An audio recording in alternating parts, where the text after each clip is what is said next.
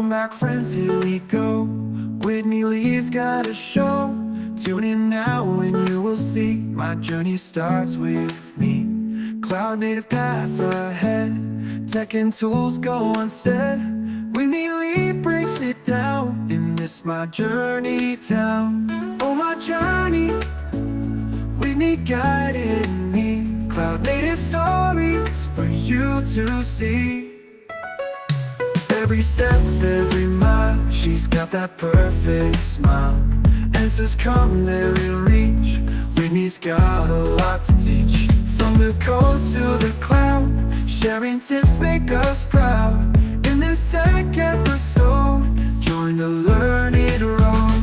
Oh, my journey, Whitney guided me. Cloud native stories for you to see. Welcome back, everyone, to My Journey, a podcast where we inspire the next generation of cloud engineers. So I'm your host, Steve Wade, and today it's my pleasure to be joined with Whitney Lee. As many of you know, CNC ambassador and known for her creative approach to kind of explaining cloud native technologies, but I know we're going to get into that. Whitney, welcome to the show. Thanks for having me. That song was pretty wild. It's pretty wild to have an intro song about your smile. Like, wait, what? I didn't. Yeah, that's nuts. Yeah, AI is wild.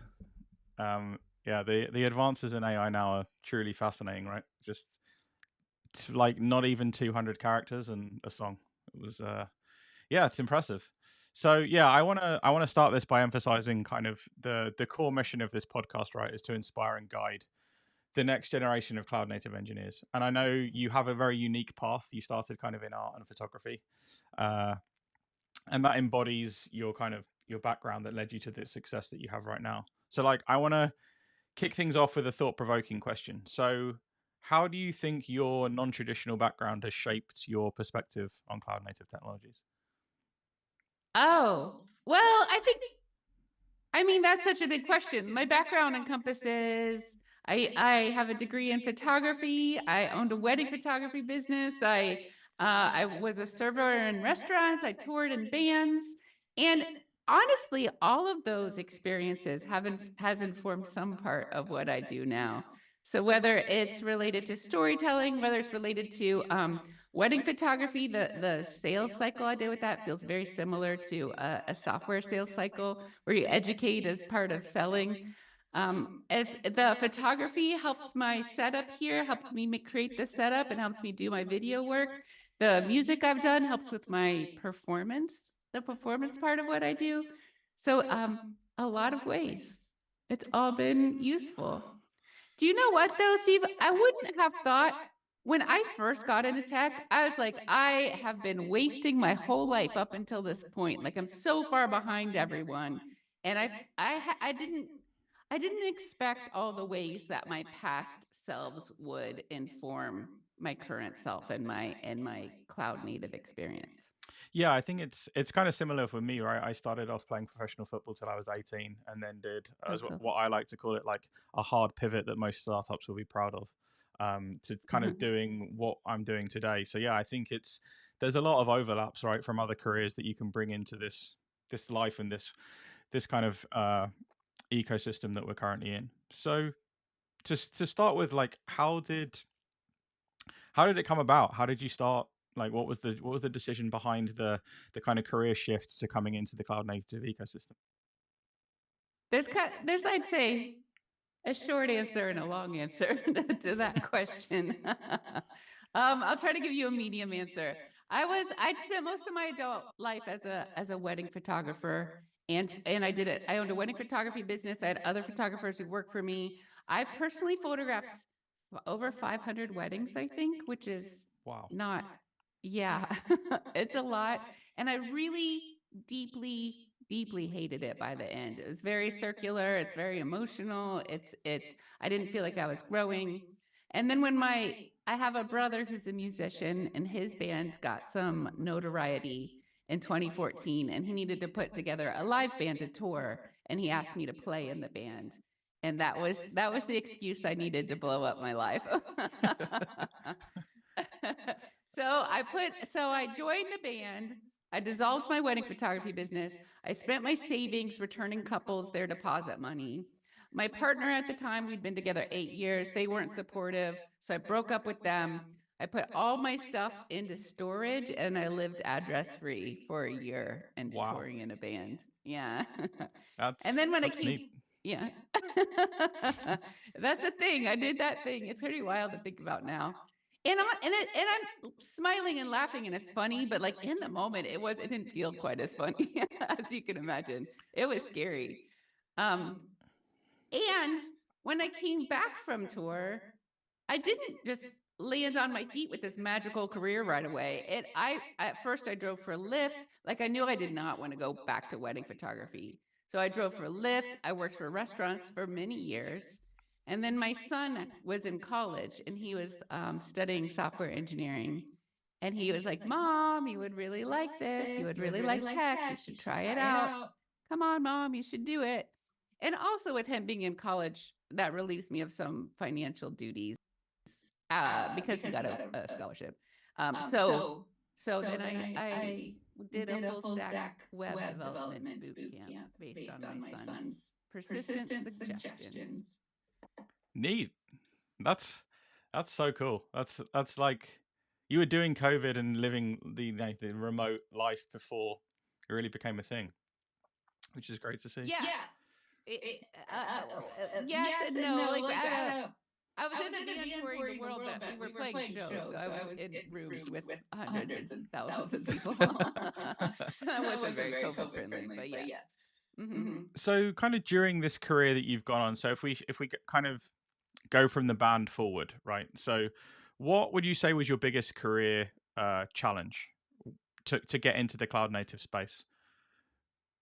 To get into the cloud native space, I came at it from boot camps, and I came at it from full stack web development boot camp. So I didn't know Linux. I didn't really understand what a distributed system meant.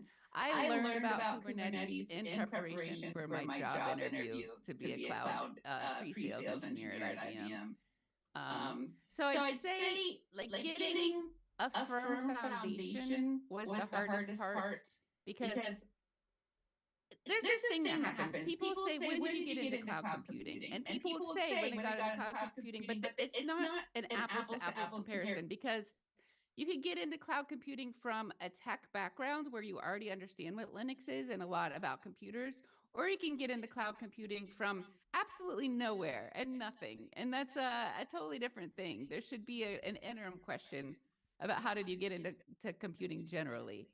Um, all that to say, the vocabulary and the jargon and learning, I feel like I learned to speak a whole different language was the hardest obstacle.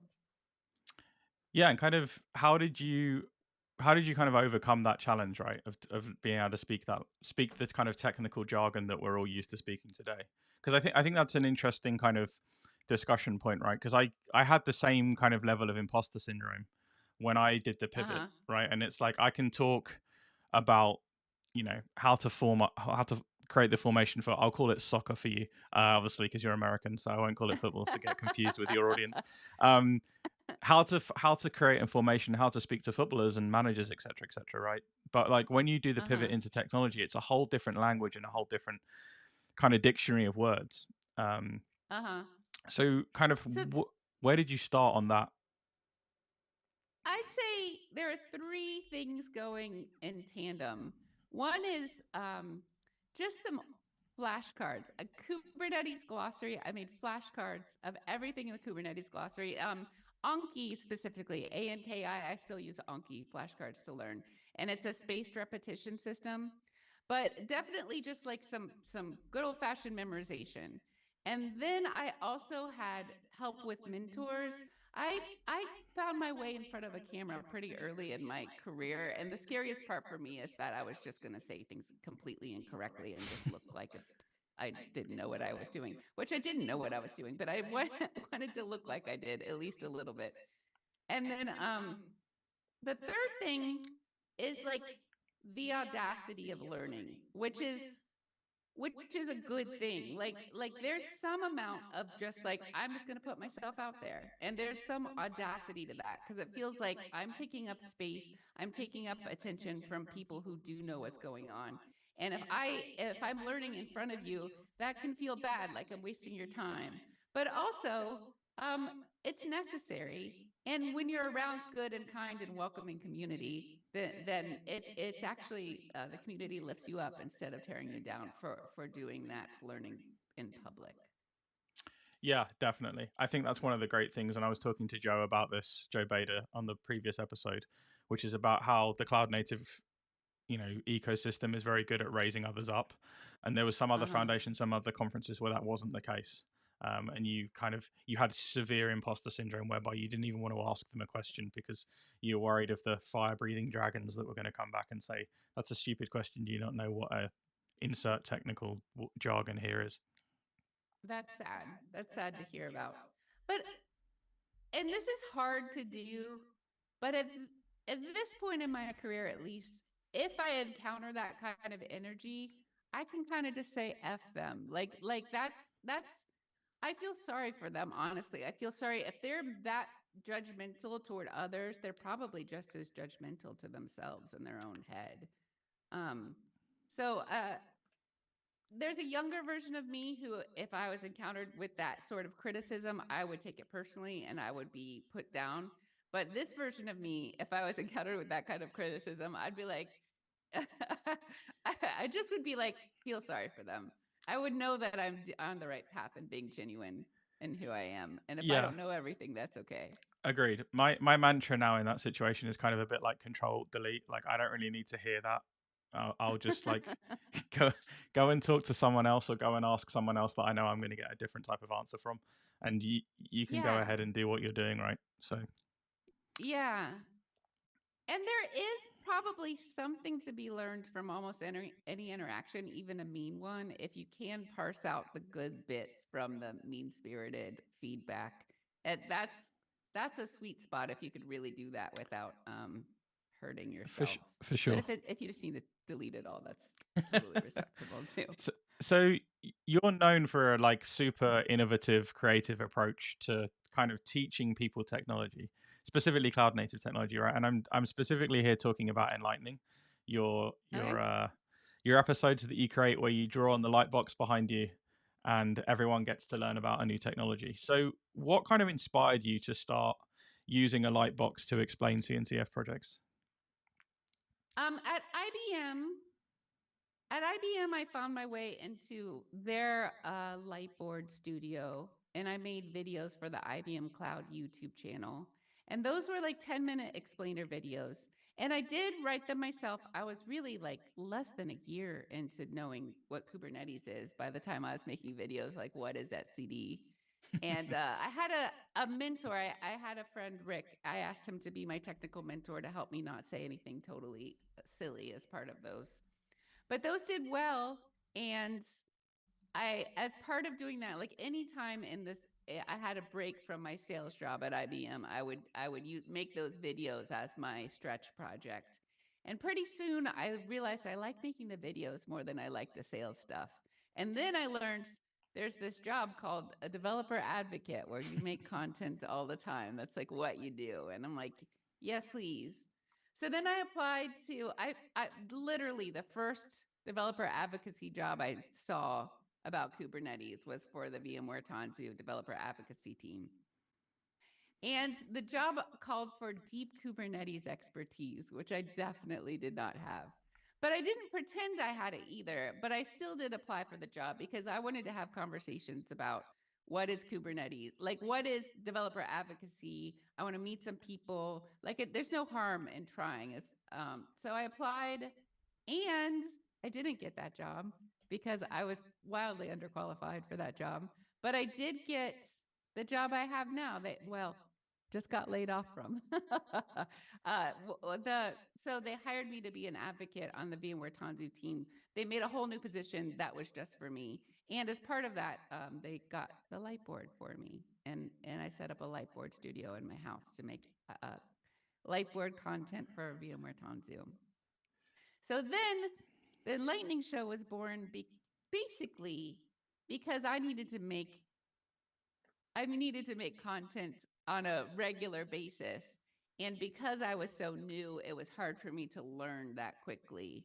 And so I was like, well, if I have a show where an expert comes on and explains things to me, I will like it. It's a compelling show. Like if you have to really spell out your technology and how it works to someone who's new and cloud native, then you've made a really good resource about how anyone could walk into it and understand your tech from scratch without making any Yeah, it's assumptions. it's it's super neat, right? It's like very much a visual learner. So like seeing you Uh-huh. drawing on the lightbox whilst you and the maintainer or the expert in that project is there collaborating with you and helping you kind of draw.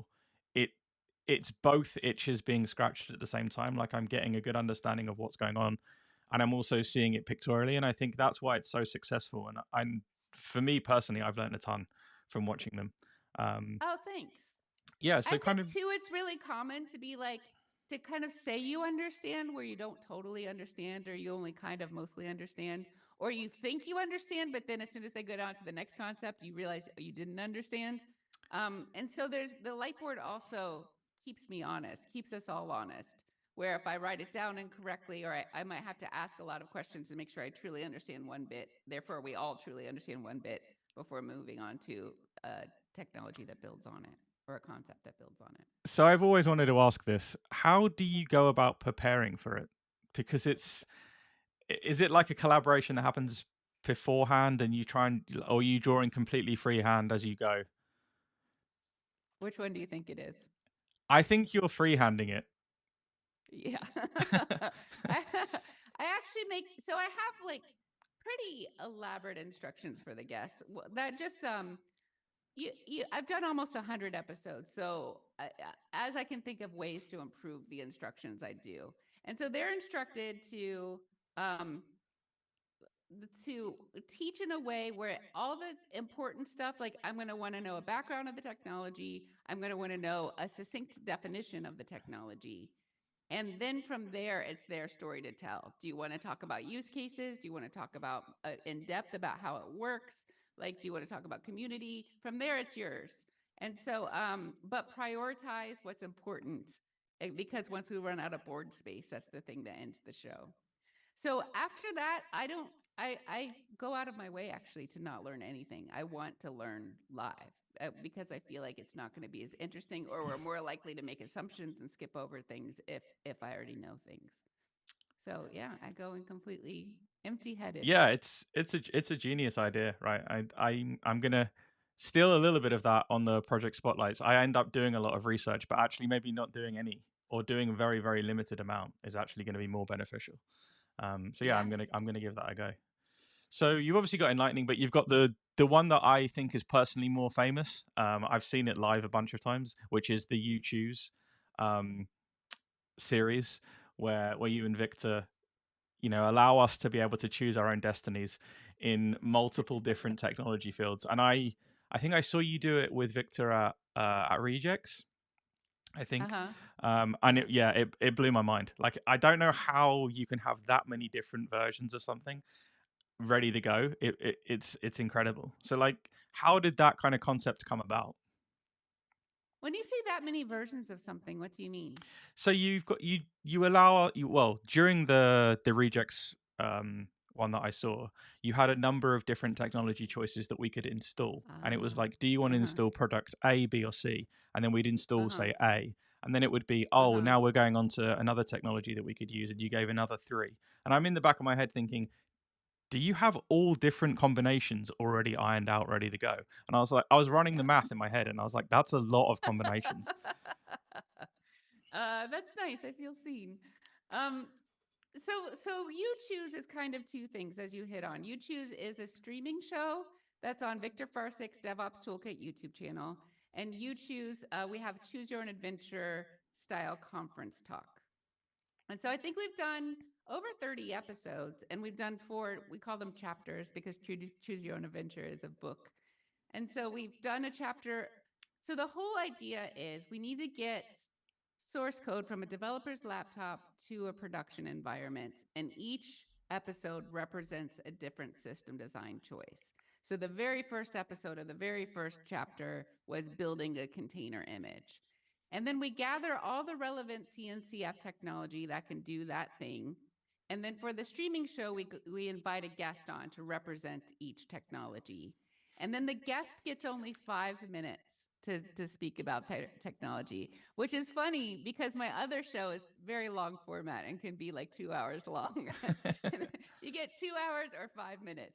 But again, the 5 minutes is meant to kind of tell a good story, tell it short and succinct, like figure out what's important about your technology and convey only that. And then all of our maintainers present, and then the audience gets to vote about which technology they want to see and implemented in our ongoing demo and the streaming show. And then, what's that? Oh, hello, Martin. I grew up on Lone Wolf Choose Your Own Adventure. Oh, I love Choose Your Own Adventure. Yeah, the idea of dying and getting it wrong, though, back then caused me a lot of stress. So anyway, yeah, you were late. No. Yeah, I can imagine. Right, there's minimal stress for this and Project Spotlight compared to like the plethora of combinations that you may or may not be installing at a conference. Oh yeah, in front of everybody. So at the conference, then I'm the one. I actually have very illustrative slides, and I'm the one who describe the system design choice. Like why is the system design choice itself important? What is it? Admission controllers say, and then I'll talk about 3 different technologies that can do that thing. So I'll go over Kyverno and OPA Gatekeeper and Cube Warden. Yeah. So I'll talk through all those 3 technologies and what differentiates them from each other. And then we'll have a live vote where whoever's watching our conference talk will vote. And then Victor will, whichever one wins in the live vote, Victor will implement in the ongoing demo. So for the security chapter, at least, he has everything already installed. Except for the service meshes, because they don't run on top of you have to have one or the other. So for the most part, when possible, he has it installed, and when it's not possible, he'll have a script to install it. But we try to think through that aspect of doing the live demo. Yeah, But it's we're ready neat. to go with all the choices. Yeah, I love it. Shout out to Victor as well, like for doing it. It's awesome. So you describe yourself as a lovable goofball in the cloud native community. So like, how important do you think it is to bring personality and fun to kind of what we're doing on a day-to-day basis, and then also kind of during content creation? I think I'm always making content for me 3 years ago, for my 3 years ago self, you know? And I know if I'm learning something, not only is fun, but fun is also showing me like this is accessible to me. This is a place where I'm welcome. Like it's not when you're too serious, that's when it feels scary and you can get it wrong and you can be bad, do something bad, you know? So the goofiness to me is besides just being pure entertainment value, it's also like inviting new people to come in. And one thing I'm really proud about with our You Choose talks, and really I try to do with all the content I make, like if this is your first time ever being exposed to anything cloud native, I think from my talks, the way I talk about things and the way I illustrate them, that you can learn something. But I also think if you've been around since the very beginning for years and years and years, I'm talking about things at a technical enough level that you will also learn something. So I'm proud of that with my content. Yeah, I can say firsthand that you absolutely nail that. From the talks that I've seen you do live, and also from the YouTube series that you've got running, I definitely think, you know, I've been on that journey, right, from not really knowing what's been going on to like actually having a good understanding of certain technologies, and I always learn something new in what you're doing. So yeah, keep up the good work. Like I love it. Awesome, thank you. That's really nice to have that reinforced. So can you share like a memorable moment where your personality kind of really shone through in what you were doing technically? Whether that be at a conference, whether that be I've got loads personally from you, but I'm interested to see which one kind of comes to the top of your head. I have one in mind. You tell me yours first, and then I'll tell you mine. So the one I remember specifically was actually at Rejects, where you cracked a joke that I don't think can be said again. because we were filling time. Hopefully Uh-huh. you remember what that joke was. I do Um, actually, yeah. and Uh-huh. I just found it absolutely hilarious, and I think it kind of set the tone for the rest of the presentation. Um, yeah, that was the one that kind of bubbles to the top of my head, and I think like everyone just felt relaxed in a situation that actually in that brief moment was actually a little bit stressful for people. I think you really kind of That died down the situation and made it just kind of like relaxed and chilled out. That's awesome. Thank you. That's Rejects is horrifying actually to present at. It's scarier than regular KubeCon because all like it is the who's who of the cloud's native community. That's where everyone gets together and says hello to each other. All the maintainers, all the like Kubernetes leaders, like everybody's there. So it's like I'm giving a conference talk that where I'm like can look maintainers in the eye of the project I'm actually talking about, and that can be scary. But I've learned that everyone's kind. And if they're not, F them. um, so I was just, I gave a keynote at Cube Crash on Wednesday last week. It was a virtual keynote, and I gave it from behind the light board. So I was kind of like experimenting with like how do I bring my personality through with Lightboard. So there's definitely some silliness and power posing, and I started in the style of an infomercial to try to show like why are platforms even important in the first place. But when I was practicing the talk, I accidentally said instead of platform benefits, I said platform benefits. It like just alone in my room when I was practicing, and then I just thought it was funny. So then on the day of, like for real, I wrote down platform benefits, and then poked fun at myself. And like that's just a harmless place to like inject some personality and some fun, and still totally stay on track for like what the technical knowledge that you're trying to convey. Yeah, it is. It reminds me of Lewis Denham Parry. So he's now at Adira. He used to be at Chain Guard, and he was telling me about this talk that he gave, which was essentially about all to do with security. And he got someone else on stage pretending to be him, and he Uh-huh. started and gave like 2 minutes of the presentation, and he kind of just went like, "Hold on a minute, that you're not me. Like, get off the stage." And I was like, that's so powerful, and it kind of sets the tone, and it's something so straightforward and and Uh-huh. and and trivial to be able to do. Yeah, and I Do think you it know was. that Lewis and I have done a talk together? We've done a collaboration. I did not know that. I'm so proud of it too. It's so fun and funny. It's called Security Showdown, and it's Nova versus Ozzy. So we each play a character. It's almost like a play. Like we even like hold hands and bow at the end, where he's an overconfident Kubernetes operator at a co-working space. He leaves his laptop open, and I'm the hacker, and I get inroads into his cluster, and then I'm just one step ahead of him the whole talk. He's trying to fix something, and I'm breaking the next thing as soon as he gets it Genius. fixed. And it's really fun. We Yeah. should put that link in the show notes if it's available on the internet. Absolutely. I promise you will laugh out loud. I You set the tone for me laughing out loud, so yeah, I can almost guarantee you that it's going to happen. Yeah. So, how do you think your shows have kind of impacted your engagement with the CNCF community? Oh, well, offhand, I learned in a very straightforward way how kind and welcoming everyone is. So that it adjusted my mindset every time I'm in front of a crowd. I'm imagining everyone with kind and welcoming minds, which makes it a lot easier to be a speaker. And then I feel so much gratitude that I get to have like one-on-one master classes with so many experts. Like what an absolute privilege and gift. And also, as part of doing so many shows, I also host Cloud Native Live. I'm one of the hosts of that. And I'm just starting a podcast called Software Defined Interviews. And I used to be very shy. In like high school and stuff, I was a huge nerd.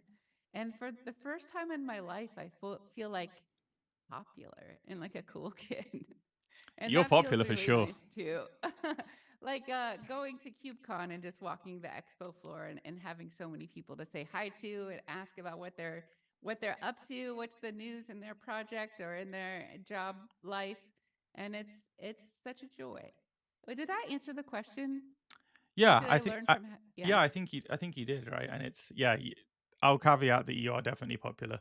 Uh, Everybody loves you for what you've done, and like I think it's empowering I love everybody. for other people that are in similar positions to you, for other people that want to do a career pivot like you did, or just for like the ability for you to be able to get on stage and talk and go from that journey of, you know, not knowing what etcd is and explaining it to like what you're doing now and all of the shows you've done is like it's really inspiring. And I think you inspire probably more people than you even realize. Thank you. Thank you very much. So looking kind of to the future, what trends or innovations in the cloud native landscape kind of excite you the most? What are you looking to draw on that light box that you have?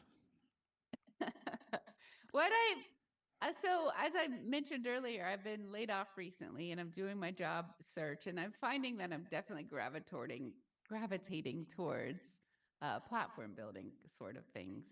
And I definitely see a trend where different technologies that are complementary with one another are kind of teaming up to make demos or to encourage collaboration, or it's starting to be like, instead of each project being so individual, it's like, what can I group together into larger things for it to help my platform building? Or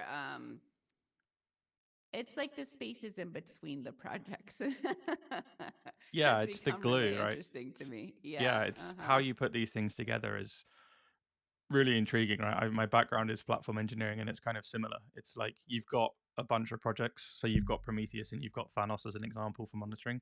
Like, how do those two Uh-huh. tools come together in the most kind of developer friendly way, in such a Uh-huh. way that we can make self-service alerts or dashboards, etc., and they don't have to know all of the underlying technology behind how all of this platform just kind of happens.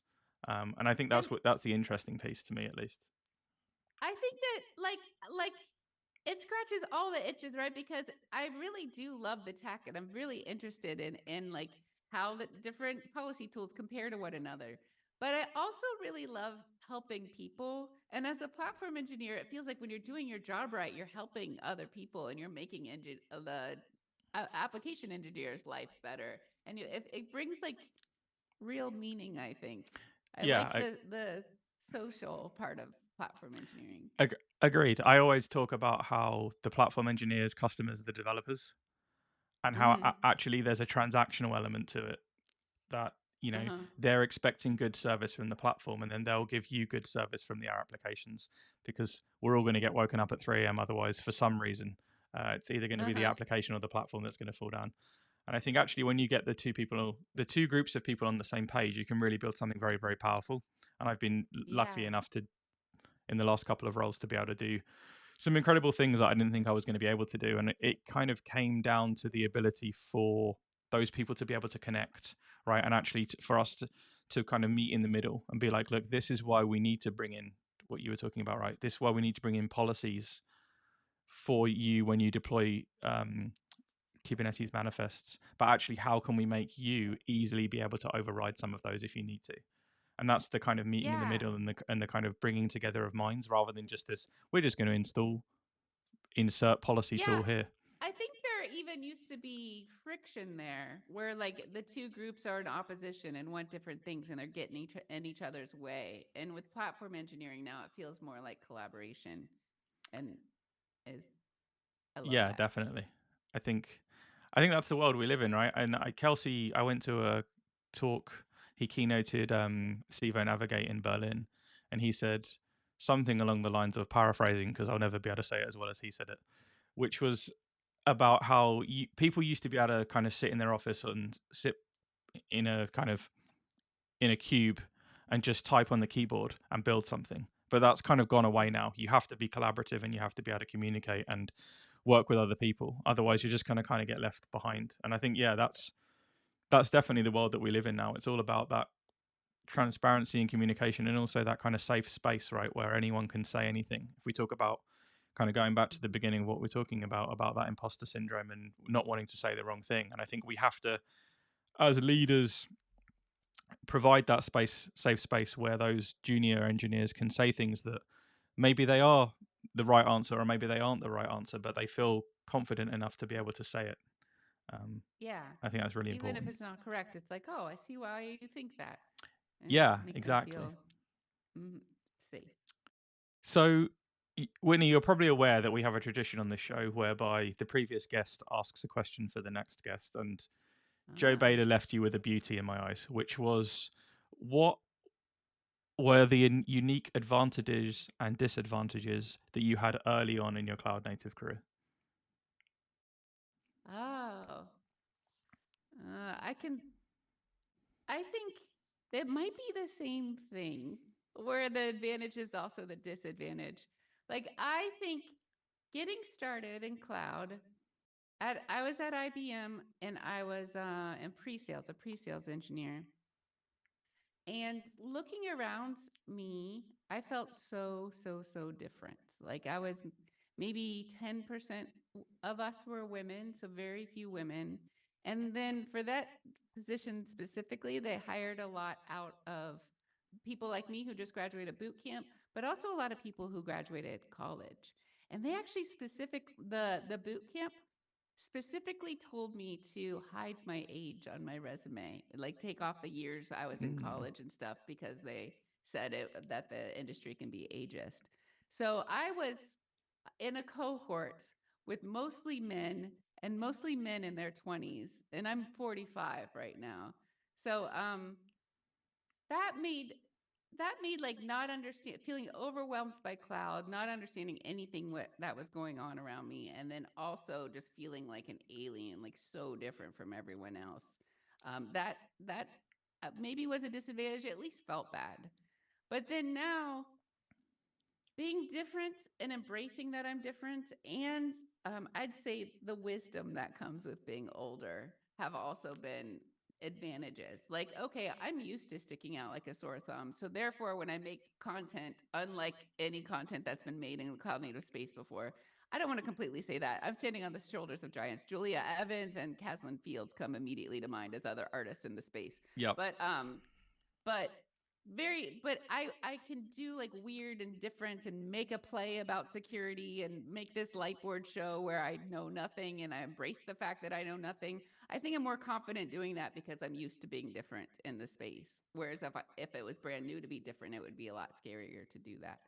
So Yeah. the advantage is also the disadvantage in the end, I think. Yeah, I can see that. I have a similar experience, right? Coming from playing sport, right? I have a unique experience of, I think that I can probably deal with stressful situations probably better than Oh. some of my other cohorts, because yeah, professional sport is very, very stressful on a different level. Uh-huh. But also you had the stress of like in the changing room, and then you had the stress of outside the changing room. So that can be like an interesting dynamic, and they can be two completely different types of stress. But yeah, the factors and things and ways that we learn to deal with that, I've kind of just used them in the tech world now. So I've been in boardrooms which were highly confrontational and stressful, and I just used the techniques that I learned when I was playing football, and yeah, opened my mouth very occasionally and made sure that I thought deeply about what I was saying before I opened it. I have the life experience of having photographed so many weddings. There were a lot of times where the groomsmen, the was an all male party. It's not always that way, but and then where I'm stepping in with a camera and I need to I need to earn trust quickly and boss everyone around and get them to do what I need them to do, and I only have a short time frame to make it happen. And before a You Choose episode where we have all our guests and I'm telling everyone how it's about to work, and I'm telling 5 men plus Victor, 6 men, and me behind the scenes, and I'm like, here's what we're doing, and I'm bossing everyone around. I was like, wait a minute, I've done this before in my life. I cannot believe that experience is translating to this world, but it totally does. Yeah, it really does. Like, I've got a talk that I give called Free Kicks to Git Commits, which is essentially about the journey from playing football to what I do now. And one of the slides is there's more transferable skills that you have in your life than you actually think if you just sit there and Yeah. think about them. And you're using them day in, day out, and you just don't realize. Mine is called Codezilla's, the universal truths of building trust. I like it. Yeah. I had pretty bad imposter syndrome until I read the book Range. And that the book Range really helped me understand that even though I have different life experiences, they're not less valuable than someone who's been in tech their whole career. Interesting. I've never read that book. We should again make sure that we put that in the show notes. I see a question in the chat. Can I transfer my dev skills to another career? I bet you can. You just got to try, see how it goes. You don't know what they're going to be. What I had no idea which skills would transfer beforehand. I would have never guessed the wrangling groomsman skill would transfer.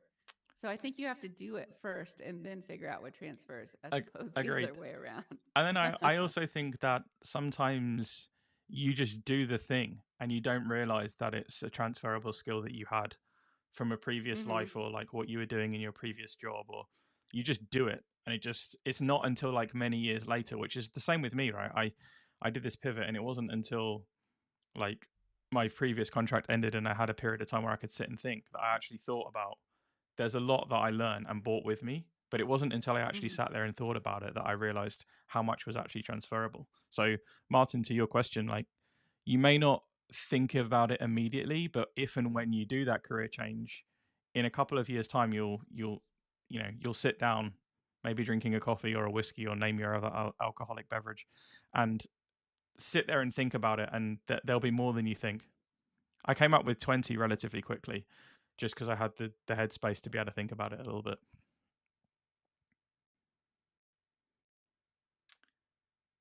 Yeah, I agree with. I just saw what Martin wrote again, which is I agree with you. Lots of people, do have imposter syndrome, and they can be very very authoritative, right? And it's an interesting balance to how to deal with such individuals, both to understand them and meet them in the middle. And one of the things that I specifically talk about in this talk is actually how the number one thing to me is to be empathetic. You can do anything else, you can know every single piece of technology, but you have to understand them and where they're coming from. And I think that's one of the biggest skills that I've taken from playing sport to what I do now, is just being empathetic. And I think if everybody was empathetic, I think the world and technology would be an even better place than it is already. I agree. Even when I'm getting cut off in traffic, like rudely cut off, I don't even think like, oh, what a bad person. Instead, I think a couple of things. I might think maybe they're like bleeding and rushing to the hospital. I don't know their life right now. Or even if this is a regular day for them, it must suck to live in their head and feel competition with every single other person you ever come across. How isolating is that? And I feel sorry for them. Yeah, like one of the things I remember strangely my nan was telling me, and it stuck with me since I was probably about 6 years old. She says, you never know what's going on behind someone's eyes. And it's like, you can get super, super annoyed, right, at the car situation, but you don't know what they're going through. So there's no point in getting annoyed. They may just be a jerk and wanting to cut in front of you, or they may actually be trying to get to the hospital because there's some horrific incident and you just don't know. And I think it's very much the same around kind of in tech and when you're working in teams, right? You don't know what the person's going through. They may write a terrible pull request, right? And it may be awful and their code could be terrible, but you never know. They could be there sitting thinking about something else, and you've just got to understand and kind of nurture that conversation. So I want to hand it over to the audience. Does anyone have any questions for Whitney? I've got hundreds and can keep going for hours, but I want to give other people a chance to ask the legend that is.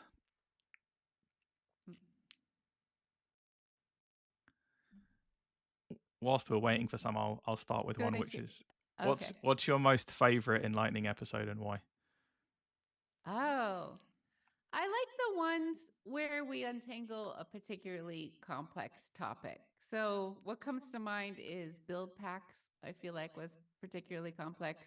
Cartographer was a hard one. And so when we untangle something, that just brings the biggest satisfaction, I think. Yeah, I haven't. Have you done like many of the service meshes? Yep. Yeah. I really liked doing Cilium with Duffy. That one was a great one. And a lot. I mentioned my Anki flashcards that I use. I make Anki cards of most of the episodes, but I only got Anki cards made of the first half of Bacillium. So I need to go back and get Bacillium knowledge from Duffy and in my brain a little Yeah. deeper. But Talk I learned about IP tables. Yeah. talk about standing on the shoulders of giants. Uh-huh. Yeah, that must be cool, Absolutely. right? You must have a good collection of these cards for all of the different things you've learned. That's a good kind of I way of being able to go back and look over them. My deck has 14,000 cards. Wow. Yeah, it's a big part of how I learn, how it sticks, I'll say. Do you go back regularly and kind of read them, or do you just kind of It's go there when you need the knowledge and trying to remember something? it's something I need to stay on top of every day, or it'll back up. So there's cards due every day. It's called a spaced repetition style learning.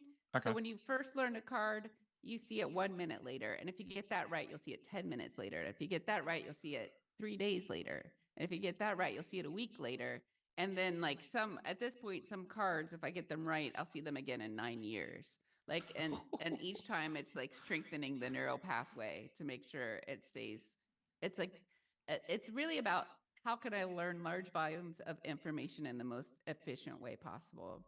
And I learned about it from a book called Fluent Forever that's about language learning. Yeah. But I just used it for Smart. cloud native technologies instead. Yeah. So Martin has a question for you, which is, what do you think about WASI? Will that replace or complement Docker? So WASI is WebAssembly, but I always forget why it's I instead of M, which already I'm building trust in my answer, right? Here's what I think about it. I think WebAssembly is superior technology, but that containers have already built such a solid infrastructure and solid way of working. I've hosted some cloud native lives where they've talked about, okay, here's some Kubernetes plugins we can use so that we can orchestrate WASM containers instead of orchestrating, I guess they're not called WASM modules instead of containers. So I see some of the infrastructure that's made for containers being adapted for WASM, but is it going to be enough? Like, are the benefits of WASM enough to outweigh the work of switching? Maybe with AI in the picture and needing to run LLMs and such, maybe it will be. Maybe that's the thing that was missing. Yeah, I think from my side at least, like I wouldn't pivot or like go on a migration exercise, and like it would be very hard to convince everyone, right, in an organization. Yeah. Like, oh, you've moved to Kubernetes, you've got these containers. Now go and ship everything as as WASM modules, and we'll figure out all of the connectivity kind of afterwards. I think if you're starting net new, then possibly. And yeah, I was lucky enough to have the guys from Wasm Cloud come on and do a project spotlight. And I think if I was starting afresh, I would definitely consider it. But I think the sell is, to me at least right now, is a little bit difficult to be able to kind of do that monstrous pivot. Ah, Tim.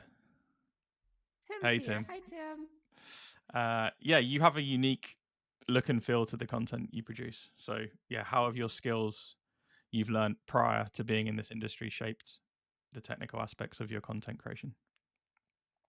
By technical, okay, I'm just aware of storytelling and I'm aware of like visual, like composition. So like even all the different ways I pose with the light board, like I draw, when I do an enlightening show, I draw the title card, and even that I make into a time lapse because that's a little story there, how the card got made. And then there's this funny moment that I go through once a week where I'm alone in this room, standing behind the light board, just like doing all these weird poses. I just do them all at video style, then I'll pick a freeze frame. But like I can see myself in the confidence monitor. So I'm looking at myself, posing myself, and then getting a nice dynamic pose, and then using that for the thumbnail of my enlightening show. But it makes me like I'm smiling really big in everyone because even years later, I think I'm so goofy in this moment. This is so silly. I'm in my middle 40s and I'm like doing jumping jacks in front of a No, also I'm usually blasting just music too. Yeah. embrace it. No, I Embrace. like it. I think it's such a funny way. Like, I can't believe this is my life right now. I never. But It's interesting, right? I didn't realize that you were doing this and this each week. I thought, oh, they're just yeah. freeze frames, and you're just putting the content over the top. But now you're doing it every week. Uh-huh. That's even more No. impressive. Like, there's levels to this game. I'm drawing the board and posing behind it every week. Yeah. But the photography skills and all those years I spent posing other people to make nice photographs, I'm now using that composition and composition of the human form on myself. Do you have any questions for me whilst we're waiting for the next one? Oh, I have questions.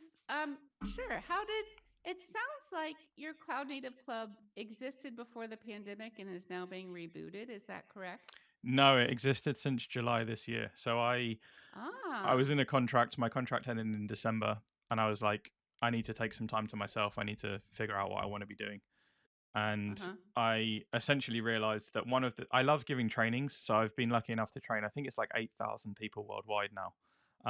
Cool. And I was like, I've been on a number of different experiences around the world, and I know you've been lucky enough to be able to do the same thing. And there's people that I've met along the way that were very much, I wish I had this community. I live in a remote area of insert country here, but I don't feel connected, and it's so far for me to come to KubeCon. Like, how do I get involved? Mm-hmm. And it was really about how do I give back, right? So I'm paying the debt forward essentially. I That's learned great. so much from people previously, and now I think it's my turn to help other people learn, and also learn myself in the meantime. So it's really about doing that. And yeah, now we've got people from kind of all over the world. So there was a guy from Brazil helping a guy from New Zealand with an issue.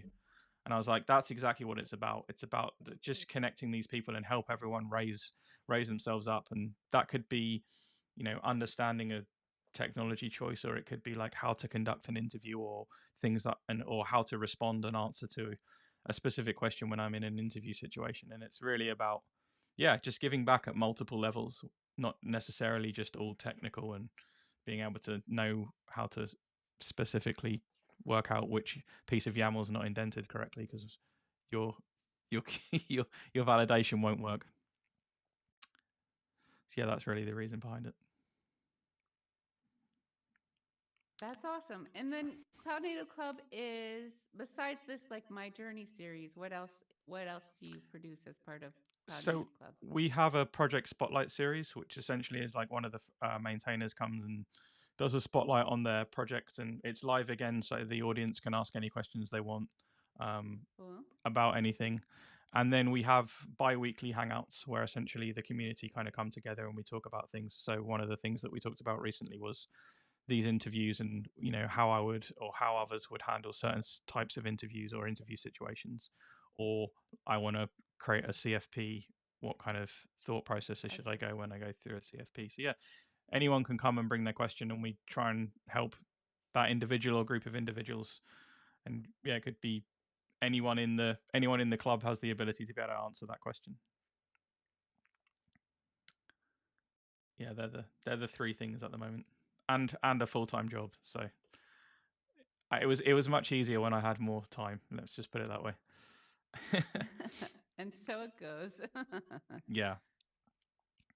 So Whitney, I want to continue our tradition. So what question would you like to ask the next guest? And that could be anything. Could be technical, non-technical, life. So I am always thinking about past Whitney, who is first getting into tech, or maybe in life in general. I like to think about my past self and what would she think of me now, And I guess so. I think my question is about that. Like, what would your 5 years ago self? It goes two ways. What would your 5 years ago self think of what you're doing right now? And then also, what advice, if you could give your 5 years ago self any advice, what advice would you give? 2 questions for the price of one. I like it. I'll make sure the next guest has that question, and we'll see what he or she says. Nice. So yeah, as we wrap up, are there any kind of final words of encouragement that you would give to the listeners who are aspiring to enter the field? I will say be genuine, be yourself, like ask questions, because you're going to be building your knowledge on solid foundations if you ask questions and get it right. If you pretend like you know something that you don't know, that really doesn't, that hurts you in the moment, but it can hurt you for a long time, because then you don't have the foundation there. And then a lot of aspiring content creators ask me about content making. And my big advice there is to make content about what you're curious about. Don't make content around what you know. Some people think, if I'm going to write a CFP, I don't know enough about this thing. It's like, you don't have to know about it. You just have to be willing to learn about it and write that CFP. CFP stands for call for papers, or call for proposals. Yeah, thanks for calling that out. I just assume that everyone knows all the acronyms. Yeah, and yeah, with that, I'll conclude the episode of my journey. Thanks, Whitney, for sharing your experience and journey. Right, it's a true testament to like these diverse paths that we're all going on, and the success that we can have in the cloud native world. So yeah, everyone, I ask you to go check out Whitney's Enlightening and You Choose live streams, and also if you get to see her at a conference, make sure you go and sit the front row.